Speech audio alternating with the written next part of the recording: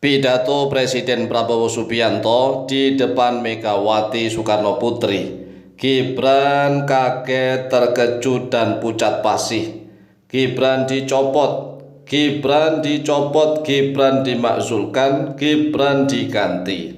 Nah, kata-kata yang terakhir ini perlu adanya klarifikasi. Benarkah Gibran dicopot? Benarkah Gibran dimakzulkan? Benarkah Gibran diganti?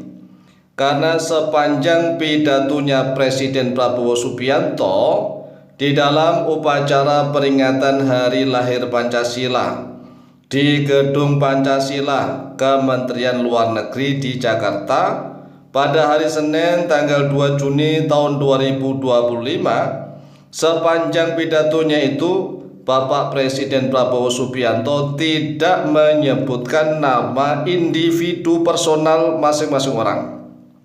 Nggak ada nama orang disebut, apalagi menyebut Gibran Raka Buming Raka. Tidak ada sama sekali. Coba dilacak video pidato dari Pak Presiden Prabowo Subianto yang lengkap.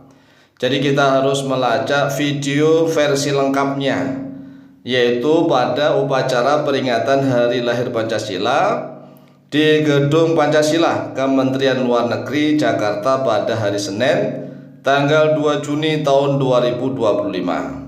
Coba kita simak seksama. Disimak mulai dari akhir sampai mulai awal sampai akhir lah. Masa pidatonya Pak Prabowo Subianto itu mengatakan Gibran dicopot atau Gibran dimakzulkan atau Gibran diganti. Ini hoax, kabar yang tidak benar, tetapi menjadi viral. Mengapa? Ya, ini kan menyangkut masalah kecintaan masing-masing orang. Jadi kalau masalah politik itu, apalagi kalau misalnya ada isu Gibran dicopot, Gibran dimakzulkan, Gibran diganti, langsung rame mengalahkan konten-konten pengajian. Walaupun umat Islam Indonesia itu rata-rata belum bisa mengaji dengan baik dan benar, belum bisa memahami ayat-ayat Al-Quran. Jadi contoh aja lah, disuruh nulis surat Al-Fatihah, tulis surat Al-Fatihah lengkap mulai dari basmalah sampai akhir ayat, kemudian harokati tanpa lihat, tanpa harus melihat, itu jarang sekali umat Islam Indonesia yang mampu. Bahkan ustadz-ustadznya saja jarang sekali yang mampu. Coba bayangkan, mengaku beragama Islam tetapi disuruh nulis surat Al-Fatihah mulai dari basmalah sampai waladhdallin, itu disuruh nulis tanpa melihat. Nggak ada yang mampu, jarang yang mampu. Ya banyak yang mampu tetapi jarang sekali kalau jumlah orang Indonesia yang segitu banyaknya, yang mayoritas umat Islam. Tetapi kalau membahas politik, rame di mana-mana. Jadi kalau menurut survei ya, orang Islam Indonesia itu paling suka konten satu maksiat. Jadi konten-konten maksiat, apalagi konten-konten hot yang sur, itu penontonnya paling membludak, itu nomor satu. Kemudian nomor yang kedua, konten politik terutama yang menyangkut masalah presiden wakil presiden, langsung ramenya luar biasa. Lihat saja lah konten-konten video tentang Jokowi, ijazah Jokowi rame di mana-mana. Seolah-olah membahas Jokowi dan Gibran itu lebih penting daripada membahas surat Al-Fatihah. Kalau diajak membahas surat Al-Fatihah sepi. Jadi inilah yang menjadi kehancuran umat Islam. Tapi umat Islam Indonesia kalau diingatkan malah pinter-pinter, walaupun kenyataannya itu disuruh nulis Al-Fatihah saja nggak bisa. Disuruh nulis Al-Fatihah nggak bisa, tapi menyalahkan ustadznya. Ustadznya pinter-pinter, nyatanya juga korupsi. Nah, inilah menjadi kebobrokan. Seharusnya itu kan mereka pinter semua dulu, ahli ibadah dulu, dijalankan ilmunya. Baru nanti kalau yang alim-alim itu ada yang korupsi, barulah dipukul rame-rame, dibantai bareng-bareng begitu. Landai. Orang Islam Indonesia itu kalau diajak ngaji sudah alasan ini itu, kemudian untuk menutupi alasannya mereka menyalahkan para ustadz. Ini kan bencana, musibah, malapetaka. Oleh sebab itulah perhatikan ya.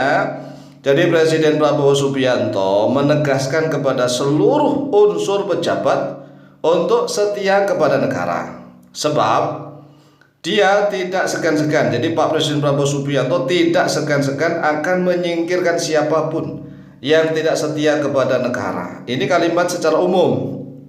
Secara umum, tidak langsung menunjuk atau menyebut nama ya, individu tidak.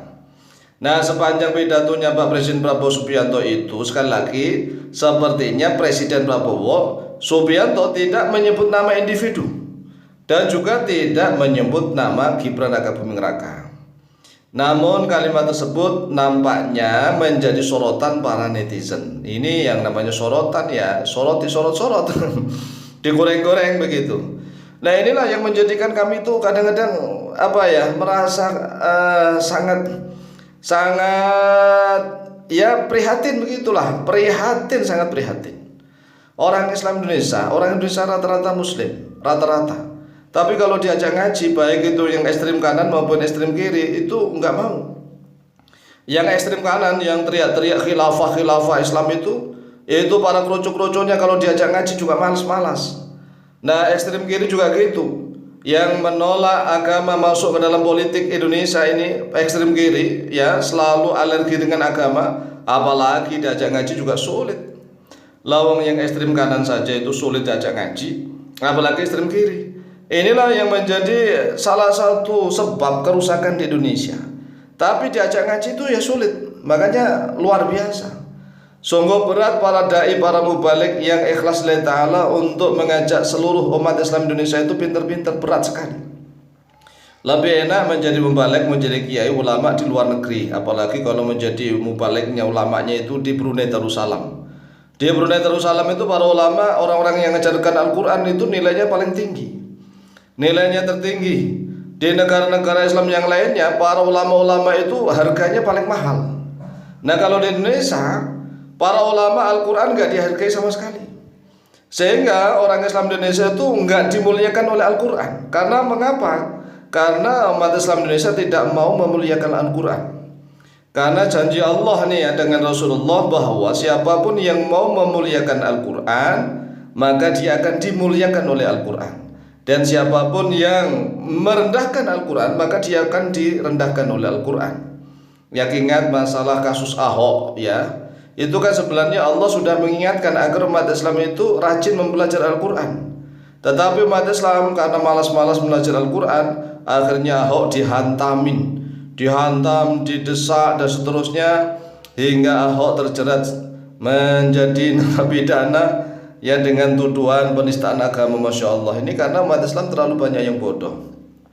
Oleh sebab itu sekali lagi ya, ini tidak ada satu kata atau kalimat pun di dalam pidatonya Presiden Prabowo Subianto yang ada kalimat atau kata begini, Gibran dicopot atau Gibran dimakzulkan atau Gibran diganti, itu nggak ada sama sekali.